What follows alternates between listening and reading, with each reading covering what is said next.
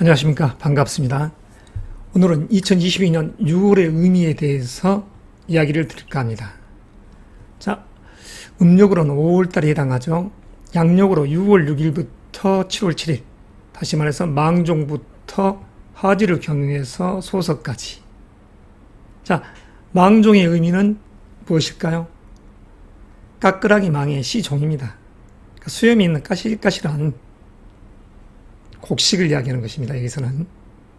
그러면 여러분이 지금까지 알고 있었던 곡식은 가을에만 추수한다 이 개념이 아닌 지금 현재 망종이라는 시간대에 추수를 한다 이 이야기를 드리고자 하는 것입니다. 자, 가을에만 추수를 하는 것이 아닌 음력 5월의 중심에서 추수를 한다는 것이죠. 그러면 지난달 음력 을사월 사화 속에 지장간을 풀어보겠습니다. 무, 경, 병. 경금은 을목과 짜가려 하죠. 그래서 을이라는 을목의 변화, 보리, 밀과 같은 그런 기운들을 추수하는 시간대처럼 되어 있는 것입니다. 마치 가을에. 그러니까 가을의 의미가 숨어 있죠. 이 사화 속에는. 그리고 그 절기 중 소만이 이 음력 4월의 중기입니다. 자, 이 소만의 이 의미가 뭡니까? 작은 것. 다시 말해서 음을 뜻합니다. 음의 곡식이 가득 찬다는 것입니다. 가득 찰만. 자, 농사 천하지 근본이었던 시대. 백성들이 등이 따뜻하게 배가 부르고 해야지 태평한 세상이 열리죠. 그랬을 때 이 망종의 시간대에 벼는 모내기를 하여 심는 것이고 소만 이 시점에 싹을 틔워야 되겠죠.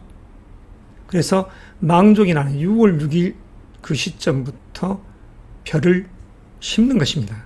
그래서 벼는 가을에 수확을 거두는 것이고 가을이라는 시점에 벼를 수확했을 때 밀과 보리를, 그러니까 다시 말해서 늦가을과 초겨울에 파종하는 것이죠. 무엇을? 보리와 밀을. 왜 그때 파종을 하겠습니까? 겨울을 잘 보내고 이른 봄이 됐을 때 우리의 부모님들께서는 보릿고기를 하실 것입니다. 봄에, 여름에 굶지 않기 위해서 이렇듯 밀과 보리를 파종했던 것이죠. 늦가을과 초겨울에. 그래서 을목이라는 그 종자를 뿌린 것입니다. 그래서 지난달 음력 4월 소만의 이 절기에 음의 기운, 적은 것, 양이 아닌 적은 기운, 다시 말해서 보리와 밀이 곡식들이 가득 연근의 시간대였다는 것이죠. 그래서 망종의 시간대에 까실까실한 수염이 달린 마치 알곡진 곡식들을 거두어들이는 시간대가 바로 이 6월 6일의 시점이고, 그리고 가을에 거두어야 될 벼를 이 시점부터 심는 것입니다. 그래서 중긴 이 하지 때가 됐을 때 24절기 중에서 하나이죠. 이 하지 자체가. 그래서 환경 90도가 됐을 때 북반구에서는 이 시기에 낮의 길이가 가장 긴, 밤이 가장 짧은, 그러니까 노르웨이나 이런 쪽에서는 백야가 연출되죠. 자, 그리고 작은 더위가 있는 7월 7일. 이 시기가 바로 음력 5월의 의미가 숨어 있는 것입니다. 자, 음력 5월. 양력으로는 이 6월입니다.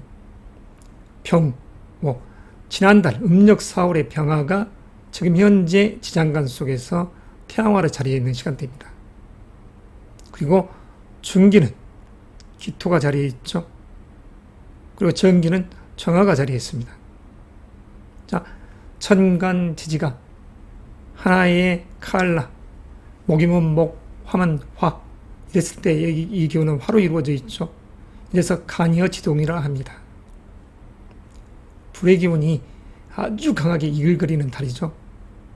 그래서 금년도 이민년이라는 이 시간대에 현재의 5월을 풀면 범인자라는 이 기운은 중기가 병화입니다. 그리고 인, 오, 술. 이 세력을 얻어서 서북방에 머무르게 되어 있습니다. 금요도 자체는 지난 과거 2019년 기해년 경자 신축년이 겨울이었기 때문에 2022 이민 개묘 갑진년, 금년과 내년 내후년까지는 봄을 의미합니다. 그런데 금년에 한해서 이민년의 이 시간대가 갑자기 봄이 여름처럼 뜨거워져 버리는 것입니다. 2022년 아주 더위가 극심할 수 있습니다. 자, 북방의 이 수는 항상 남방의 정화와 짝을 합니다. 임정, 정임한목이죠. 그래서 자기의 재능인, 수의 재능인 나무, 수생, 목을 만들었는데 목, 자기의 목적사를 위해서 전략을 펼쳤던 이 기운이 결실, 제의를 향해서 이렇게 강하게 뻗어가는 것입니다. 임수라는 이 기운이 정화와 짝을 하려 합니다. 양은 음과 짝하고 음은 양과 짝하는 것입니다. 음양이 상충하는 것이 아니죠. 수국화가 아닌 같이 화합하는 것입니다. 남녀가 화합하듯이 그 속에서 지지운동을 하면서 봄을 만들어내는 것이죠. 정임한목.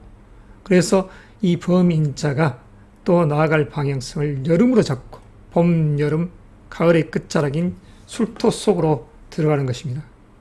입성은 하는 것이죠. 그렇듯 화국이 추구는 금년이 되는 것이죠. 자, 수의 재능이 그 욕심에 의해서 극대화될 수 있는 금년이 됩니다. 아주 더운 여름. 지난 3년 겨울을 지나서 이렇듯 다가와 있는 것입니다. 자, 음력 5월의 의미 간단하게 설명드렸습니다. 근데 음력 5월 속에 이 기토는 무엇이냐? 자, 이 기토는 갑을 짜가려 합니다. 이민년의 인, 무병, 갑과 짜가려 하죠. 병화는 보석과 같은 신금과 짜가려 하죠. 그리고 그에 의한 결과물인 술을 만들어냅니다. 여름에 가장 필요한 술을, 여기서는 개수를 원하는 것이죠. 하늘에서 떨어지는 비와 같은 시원한 개수. 그리고 우화는, 정화는 임수와 짝하려는 것입니다. 양의 강물과 같은 그 기운을 원하는 것이죠. 자, 뜨거운 불 속에서 간절히 지장간 속에 있는 병, 정은 술을 원하고, 기라는 이 음토는 관을지향에 나갑니다. 주역 44번째 괴가 천풍구입니다. 하늘이라는 이 건, 상쾌입니다. 이 황금벽돌 위에 세 개가 건의 괴이고 밑에는 바람을 의미합니다. 바람은 봄을 의미하죠. 하늘 아래 바람이 부는 예쁜 여성이 등장하는 쾌이면서 만남이 이루어진 것입니다. 자, 음력 5월 양의 기운이 가장 극성한 이 하지에 일음이 시생하는 것입니다. 동지 때 일양이 시생했듯이. 자, 명리학을 절기학이라 하겠습니다. 이렇듯이 음력 5월이라는 시간대가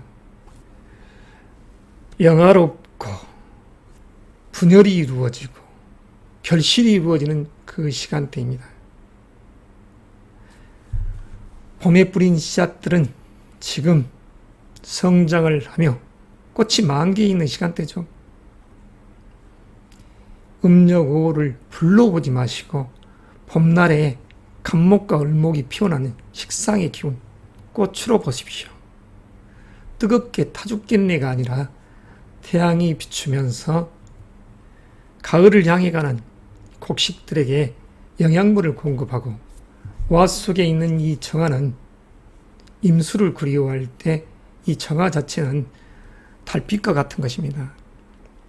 지구상에 살아있는 모든 동물들은 달빛에 의해서, 달에 의해서 생리적인 작용을 합니다. 그 생식 활동을 하는 거죠. 어머니와 같은 달, 어머니와 같은 대지의 땅, 이 모든 게 여기에 있습니다. 병화는 이글거리는 장렬하는 태양이지만 가을이라는 결실, 신금이라는 이 보석의 상을 향해 나아가면서 결과인 수, 다시 말해서 봄, 여름, 가을, 겨울을 향해 가는 지지운동을 한다는 것이죠. 이러한 변화의 운동, 이게 바로 사실을 열어가는 운동입니다. 천간은 부동한 게 아닙니다. 천간은 새로운 오행을 창조하죠. 임수는 정임한목에서 목을, 병화는 병신합수하여 수, 관을 만들어가는 것입니다. 그래서 하늘의 도가 땅에 실현되는 것이죠. 하늘과 땅 사이에 사는 인간의 도가 바로 여기 지장간에 펼쳐져 있는 것입니다. 명리를 절기하기면서, 명리라는 것은 철학적 궁극의 도인 것입니다. 유명 인사가 쓴 사주학 책에 맹신하는 사람들이 많습니다. 책 속에, 글 속에 갇혀서 앵무새처럼 나불거리는 사람들이 넘쳐나는 세상입니다. 철학적 사유가 빠져버린, 입으로만 절기학이라고 외치는 사주쟁이들, 그들에 의해서 명리학의 정통성이 파괴되고 당나라 때의 당사주, 거기에 신살만을 이야기하는 그런 유의 사람들이 매스컴을 장식하고 있는 세상입니다. 철학적 사유가 없는 한 여러분들은 그저 앵무새처럼 떠드는 사람에 불과할 수 있습니다. 아무쪼록 십간의 가불병정 무기경심 임계 지지의 자축인묘 진사오미 순유술에 그 속에 지지 속에 이 24절기가 있음에 인간의 도가 이 지장간 속에 펼쳐져 있기에 더욱더 명리를 공부한 사람은 경계로 삼아야 될 것입니다. 철학적 사유는 뗄래야 뗄 수 없는 관계인 것입니다. 주역 44번째 천풍구괴가 이렇듯이 음의 기운이 양강한 5효를 떠받치고 있습니다. 지금은 미흡하지만 차후 음력 10월이 됐을 때는 모든 것이 다 음의 기로 바뀌어 있습니다. 지금 이름이 시생하여 가을을 향해, 겨울을 향해 방향성을 잡고 운행할 것입니다.